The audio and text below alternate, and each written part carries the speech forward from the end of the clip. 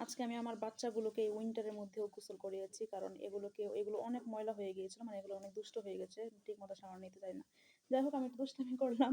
এগুলোকে কিভাবে ওয়াশ করতে হবে, তাই তো? এগুলোকে হালকা কুসুম গরম পানিতে একটু সামান্য হুইল পাউডার দিয়ে, মানে আমি হুইল পাউডারটা দিয়ে নিয়েছিলাম। হালকা একটু হুইল পাউডারের সাথে শ্যাম্পু দিয়েছি। শ্যাম্পু দিলে এগুলো একদম সিল্কি হয়। যেহেতু এগুলো মানে ব্রাশগুলো অনেকটা হেয়ারের মতো অনেক সফট থাকে। সো এগুলোর মধ্যে অনেক বেশি পরিমাণে কিন্তু হুইল পাউডার দেওয়া যাবে না। সো ওইটাকে নিয়ে হচ্ছে আমি একটু গুলিয়ে নিচ্ছিলাম, যেন হালকা একটা মানে ওয়ার্ম ওয়াটারের মধ্যে সবগুলোকে দিয়ে নিয়েছি। দেন সবগুলো ব্রাশকে আমি ১৫ থেকে ২০ মিনিটের মতো ভিজিয়ে রেখেছিলাম, যেন নরম হয়ে যায় অ্যান্ড সবগুলো ময়লা যেন ওগুলো থেকে চলে যায়। দেন ভিজিয়ে রাখার পর আমি রোদে শুকাতে দিয়েছি অ্যান্ড এটা ২ দিন একটানা শুকালে সুন্দরভাবে কিন্তু শুকিয়ে যায় অ্যান্ড ভালোভাবে আই লুক করা যায়।